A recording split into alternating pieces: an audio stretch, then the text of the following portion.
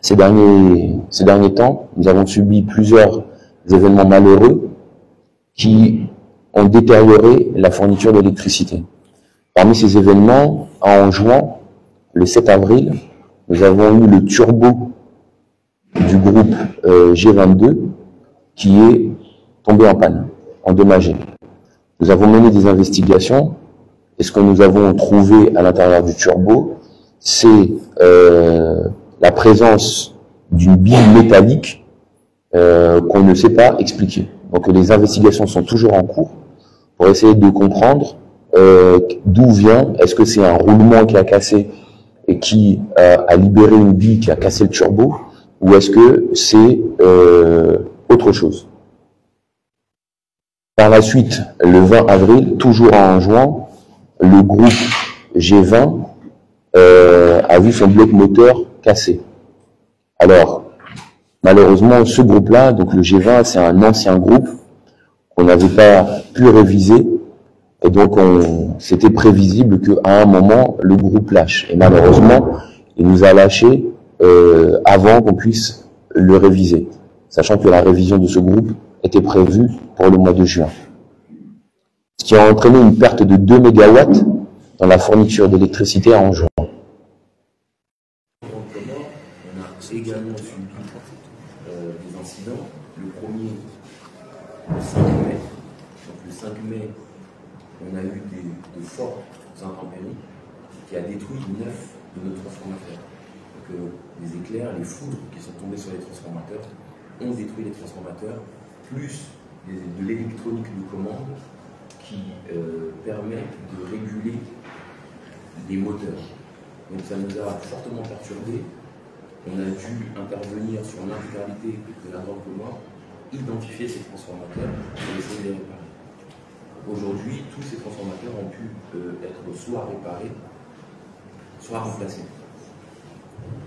Par la suite, le 3 mai, nous avons eu une implosion mécanique interne au moteur G10 et ça a endommagé le bloc moteur. Or, c'est un moteur qui a été livré au mois de février. Ce n'est pas réparable. Par la suite, le 11, on a eu un bloc moteur pareil, un moteur livré au mois de février, qui a été totalement détruit. Et il a été détruit pendant des tests qui étaient menés par un expert que nous avait envoyé notre fournisseur pour investiguer le premier bloc moteur détruit. Donc pendant ces tests, ce groupe-là a été détruit également. On a 3,4 MW.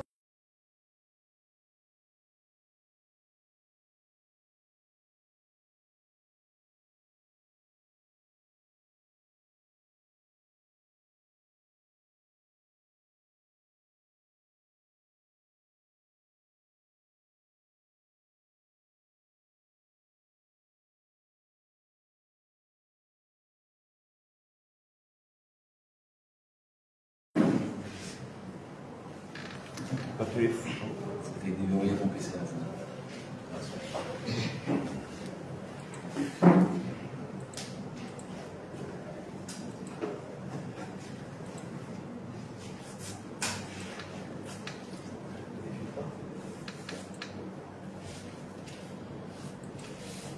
Voilà. Donc vous avez là en fait la représentation de la fourniture d'électricité, de l'alimentation de la grande commune. Donc ce que vous voyez en rouge, c'est les zones non alimentées, et en vert, les zones alimentées.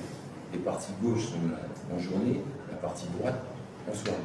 Donc vous voyez bien qu'aujourd'hui, compte tenu de la perte de puissance induite par la casse de rotation, c'est-à-dire on les alimente un jour sur deux, notre objectif étant et reste de ne pas laisser un citoyen comorien plus de 24 heures sans électricité.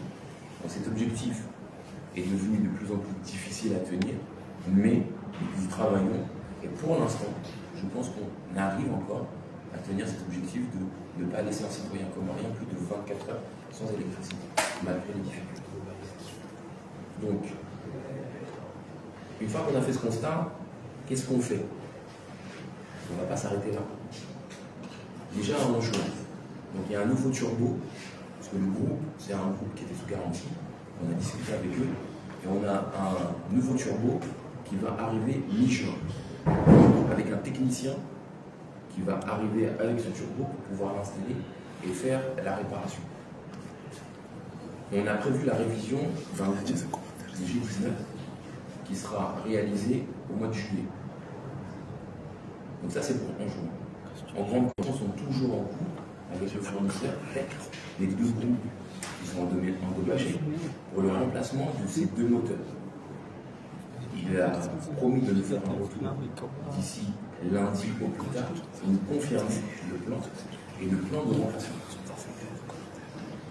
On a accéléré les révisions du G1 et du G4, qui sont deux groupes qui étaient prévus en révision cet été et pour lesquels on veut pouvoir réviser dès la fin juin, début juillet. On a négocié avec Innovant pour qu'ils augmentent leur stockage au nord. Parce que ce que vous avez vu là, la partie rouge, c'est essentiellement le nord du pays. Donc, ils vont passer leur stockage de 10 à 20 MW début juillet. Et enfin, nous avons l'installation des batteries de Wachili qui est prévue pour fin juillet. Ce qui veut dire que, compte tenu du plan qui est mené aujourd'hui, on peut espérer un retour à la normale dans l'alimentation, au moins à ce qu'on a connu avant les incidents, pour la mi-juillet. C'est l'objectif qu'on s'est fixé, on travaille pour obtenir cet objectif. Est-ce que vous avez des questions?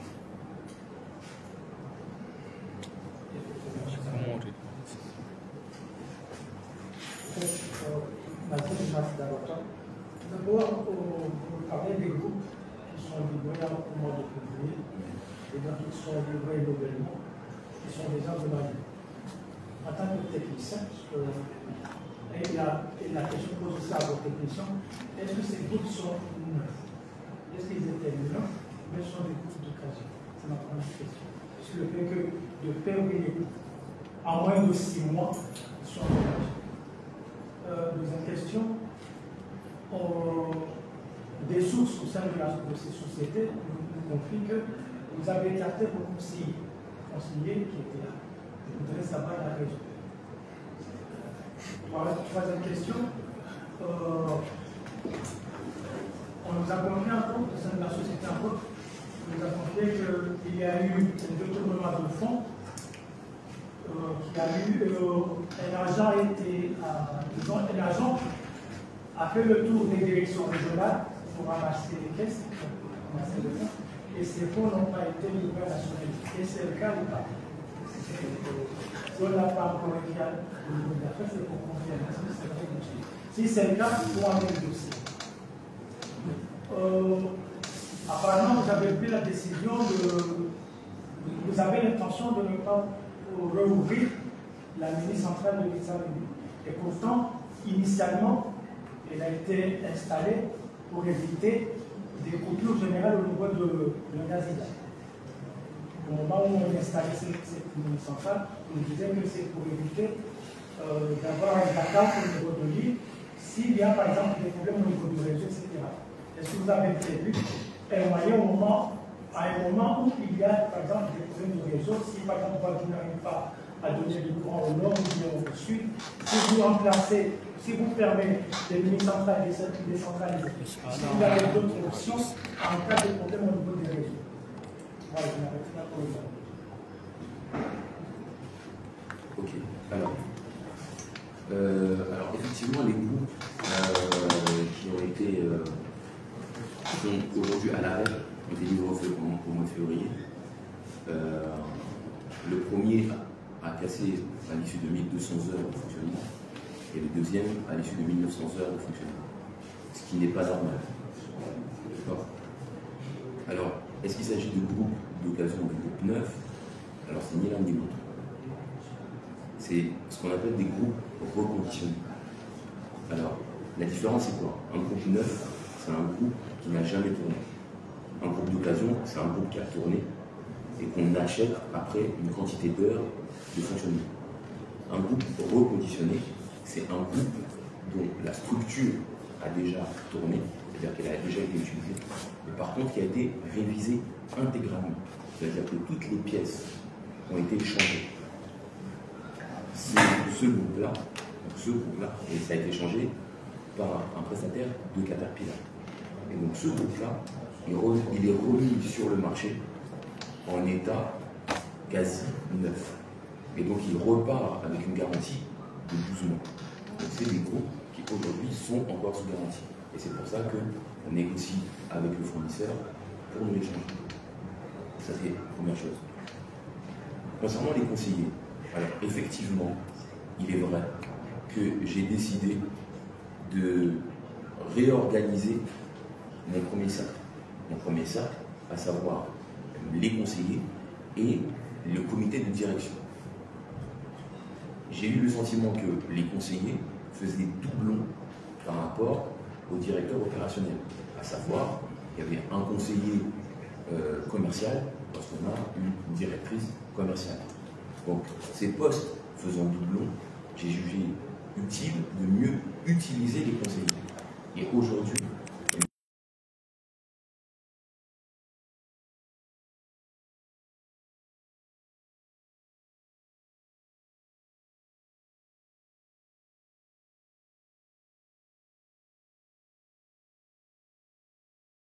connaissent la société, c'est les personnes les plus à même de pouvoir contrôler et s'assurer que le travail est fait. Donc aujourd'hui, ils sont réutilisés autrement. Ensuite, le point sur le détournement. Alors, un de nos agents, c'est très malheureux, puisque c'était notre chef du département finance, a fait un détournement de fonds. Nous l'avons remarqué pendant les contrôles mensuels.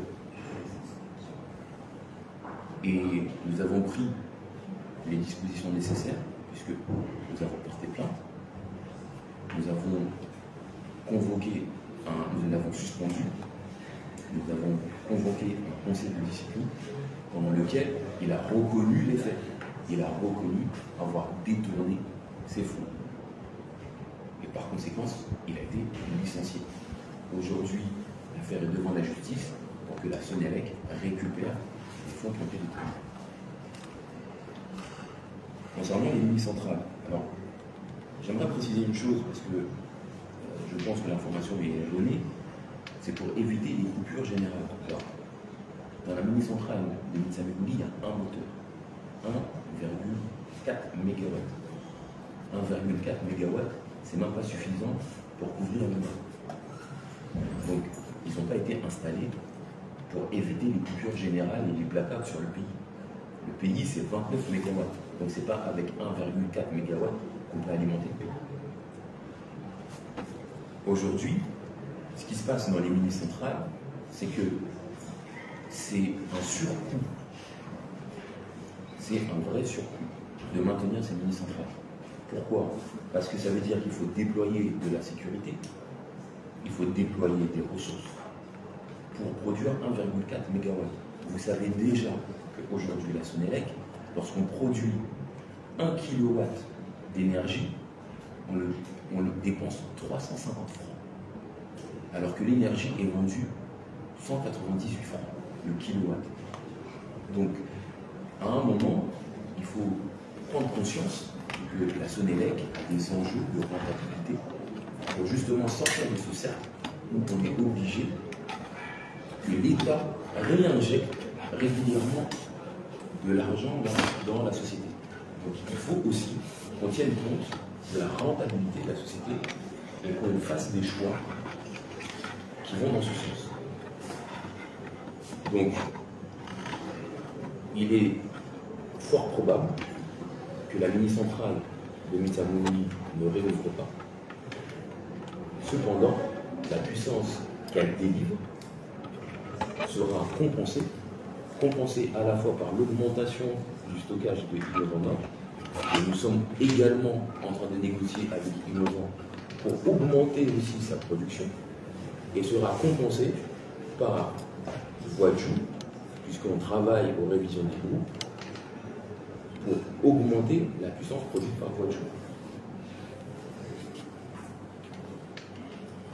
Concernant Fundini, la mini-centrale de Fundini, qui est pareil, c'est un moteur 1,4 MW avec une consommation de carburant qui est au-delà de ce que devrait consommer cette mini-centrale. Donc, ce qui pose la question de est-ce qu'on n'a pas un détournement du carburant. Donc, sur cette centrale, aujourd'hui, malgré le surcoût, malgré le fait que ça impacte notre rentabilité, nous n'avons pas encore décidé de la fermer puisque techniquement, nous ne savons pas compenser la perte de puissance. Mais on réfléchit à comment compenser cette perte de puissance et si on est techniquement capable de le faire, on fermera également cette mini-centrale. Vous avez justement évoqué l'aspect financier par rapport au coût de production. Ce n'est pas aujourd'hui, mais ça fait des années que Sonatel produit à perte, c'est très bien. Et aujourd'hui, vous vous dotez de 3 centrales solaires qui, à total justement, c'est clair. Vous avez une au sud, il y a aussi au sud. Toujours, on est en train de nous comprendre que les groupes, ça produit cher, aujourd'hui, vous avez des prix quand même abordables au niveau de transaction. Oui, alors effectivement, le solaire, le prix de revient unitaire du kilowatt solaire, en moyenne, est de l'ordre de 100 francs. D'accord? À part que, il faut considérer l'énergie au global. Le point d'équilibre, pour que ce soit rentable, il faudrait qu'on injecte 60% de notre énergie produite par le solaire. 60%. 60,8% presque 61% de l'énergie produite par le solaire. Aujourd'hui, on en est très loin. On en est très loin. Pourquoi? Parce qu'il ne faut pas confondre l'installation et la puissance et l'énergie injectée. Je m'explique. Lorsque vous produisez avec du thermique, vous avez ce qu'on appelle un facteur de charge, c'est-à-dire la quantité d'énergie qui va vous rester. L'énergie, pour faire simple, vous prenez la puissance qui est installée, vous multipliez par 24 heures, vous multipliez par 365 jours, et vous avez l'énergie produite pendant un an. Lorsqu'on est sur du thermique, il y a 60 à 70% de cette énergie qu'on peut récupérer et mettre sur le réseau. Lorsqu'on est sur du solaire, c'est à peu près 20% de l'énergie. 20% qui est réellement récupéré sur le réseau. Pour quelle raison? Parce qu'en soirée, à partir de 18 h, il n'y a plus de production. Il y a des nuages. Il y a de la pluie. Donc lorsqu'on fait le bilan complet sur une année, par rapport à la capacité d'installer, l'énergie, ça correspond, enfin le potentiel de production, l'énergie réelle, c'est 20%. Donc, si on résume, on a des installations solaires, mais réellement, il n'y a que 20% qu'on récupère en énergie réelle qu'on met sur le réseau. Et pour être rentable, il nous faut 60% de l'énergie totale. Donc, aujourd'hui, les installations solaires ne sont pas suffisantes pour compenser le prix. Et c'est pour ça qu'on continue à développer le solaire. On a l'extension de Ouachili qui est programmée pour 2026, donc 20 mégas prévus ici en Grande Comore, plus, il me semble, 4 à Anjouan et 2 à Moïse, si je me rappelle bien. On a la centrale du Mont-Voilier financée par la Banque mondiale et gérée par le projet PAES, donc ça c'est 9 mégas, c'est ça, 9 mégas, qui est prévue, elle, je dirais, dans le meilleur des cas, fin 2026. Donc on va continuer à ajouter du solaire pour justement avoir un bilan énergétique qui va tendre vers les 60% d'énergie utilisée produite par le solaire. Merci. On n'a pas mis les positions. Je vais assurer tout le monde à raconter votre test. Jawasaya da tumbe kare makura muumbe ndio mfungu abiri mahakama kama kesi ya rejea ndango yunge disiplina mahakama au dala tuombe au mahakama hiyo ndasha ile inaanzia dala hili amuumbe kabu kunda ubana ngoni kwa kongo mdahindu tuhansi stable hamwenje harma kimla wa komo ani ndi maha avec le président. Pourquoi vous faites le choix de parler en français devant le pouvoir de l'État?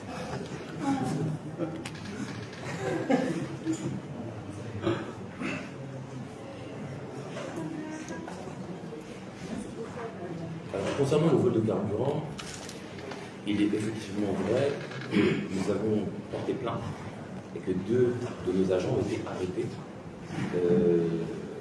Jugé. Et malheureusement, je considère que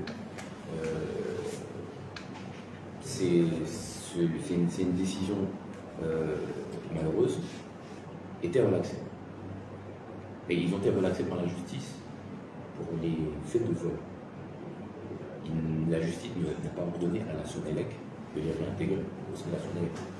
Ils portaient plainte pour vol, ils ont été jugés non. Nous allons faire appel. Et nous allons faire appel tout simplement parce que nous avons des vidéos qui sont claires, qui sont évidentes, que ces 2 agents ont volé du carburant. Donc, concernant la Sonelec, il n'y a absolument aucun doute. Ça, c'est un premier point. Le deuxième point, ces agents, durant leur interrogatoire, ont reconnu les faits qu'ils avaient effectivement volé du carburant. Donc, partant de ce principe, et partant du principe que on a émis une note que tout vol, tout détournement sera sanctionné par un licenciement. Ces agents passeront au conseil de discipline et la sanction envisagée est le licenciement. Leur suspension a été signée, leur conseil de discipline est prévu demain, et à l'issue de ce conseil de discipline, la décision qui sera donnée sera très certainement le licenciement, compte tenu des preuves évidentes que nous avons des faits qu'ils ont commis. Ils ont volé du carburant. Et pas qu'une fois. Concernant la stabilité et le projet. Alors, merci pour la question, parce que c'est la première fois qu'on me donne l'occasion d'expliquer mon projet. Au moment de candidater pour devenir directeur général de la Sonelec, il était exigé de fournir un projet. Ce que j'ai fait. C'est-à-dire qu'aujourd'hui, nous avons, puisque ce n'est plus mon projet, mais c'est un projet de la société, nous avons un projet de redressement de la Sonelec. Ce projet, il a été présenté en conseil d'administration la semaine dernière, premier conseil d'administration de la Sonelec. Il a été présenté à l'ensemble des salariés de Gazidja hier. Il sera présenté aux salariés d'Anjouan et aux salariés de Nouméli dans les 2 semaines à venir. Que ce soit un projet de l'entreprise et pas un projet porté par moi seul. Le projet, il est en 3 phases. La première phase, dans laquelle on est actuellement, c'est gérer l'urgence. On est dans une situation d'urgence, les citoyens ont besoin d'électricité et il faut qu'on réponde à cette urgence. Et c'est ce qu'on fait, avec tous les aléas qu'on connaît, mais c'est la vie d'une entreprise. Il n'y a pas d'entreprise qui ne connaît pas d'aléas. Je pense que le plus important, c'est de pouvoir gérer ces aléas et d'avoir un plan pour sortir des problèmes. Donc ça, c'est la première phase qui va nous emmener jusqu'à début 2026. La deuxième phase, qui est la phase de réorganisation de la société. Cette phase vise à optimiser l'utilisation des ressources de la société et à faire en sorte qu'on s'organise pour devenir profitable. Ça, c'est une phase qui doit aller de 2026 jusqu'à 2027. Et 2027, c'est une phase d'expansion, c'est-à-dire aller vers une activité, vers des nouvelles activités, notamment dans le solaire, qui vont nous permettre de stabiliser les finances de la société. Et en stabilisant les finances de la société, on peut mieux gérer les investissements et par conséquent stabiliser également la production et rénover le réseau. Parce que ce qui fait défaut aujourd'hui à la Sonélec, ce n'est pas de la mauvaise volonté. Contrairement à ce que les gens pourraient penser, il n'y a pas aujourd'hui au sein de la Sonélec des gens qui ne veulent pas fournir l'électricité. On a conscience de l'importance de notre mission et chaque collaborateur de la Sonélec travaille pour accomplir cette mission. Mais ce qui fait défaut, c'est les moyens. Et les moyens, il faut aller les chercher. Il faut créer de la valeur. Et c'est ce qu'on s'applique à faire. Le dernier point, pourquoi je parle en français? Pour une raison toute simple, c'est que c'est la langue avec laquelle je me sens le plus à l'aise. Je pourrais tenter de parler en comorien, mais je suis incapable de vous expliquer ce que je suis en train de vous expliquer. Donc c'est pour ça que je parle en français. Oui, chef.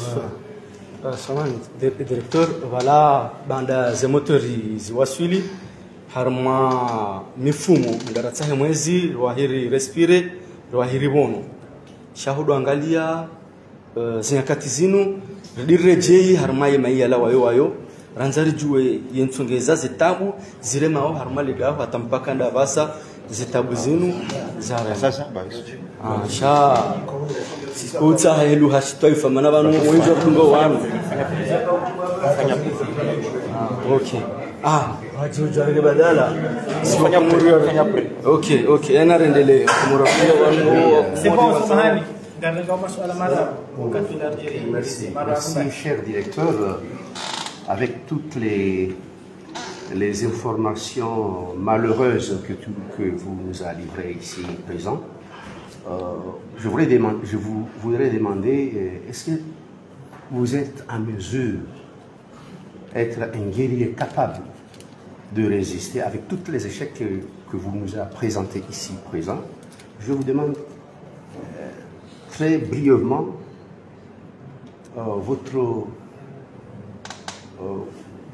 votre capacité, comment vous allez tenir avec ce coup?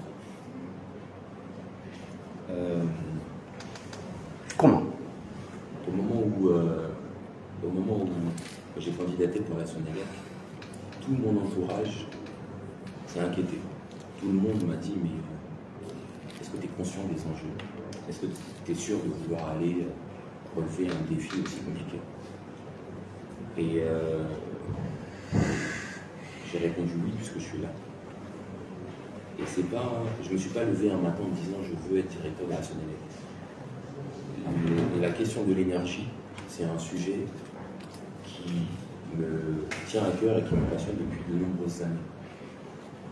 Et Dieu a fait que je me suis retrouvé aux Comores au moment où, pour la première fois de l'histoire, il lançait un appel à candidature pour devenir DG de la Sonélec. Donc je me dis que c'est pas un hasard, peut-être que Dieu a bien fait les choses et que c'était le moment pour moi de tenter ma chance pour devenir directeur de la Sonélec.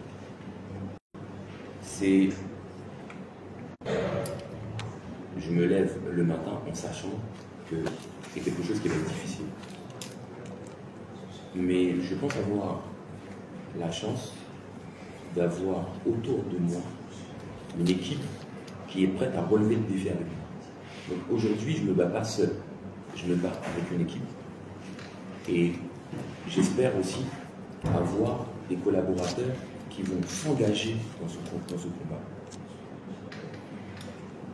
Hier, pendant la réunion, j'ai vu le foyer des femmes plein. Il n'y avait plus une place. J'espère que ce n'était pas juste de la curiosité, mais que c'était vraiment un moment de prise de conscience des enjeux de la Sonélec. Donc, pour répondre brièvement à votre question, est-ce que je me sens apte à tenir la difficulté? Oui. Oui, clairement. je me sens apte parce que le plan il est clair, mes cités sont claires et que je suis soutenu par une équipe qui, je pense, adhère au plan. Merci. C'est bon? Comment? C'est bon. Encore comorien? C'est bon. Merci beaucoup.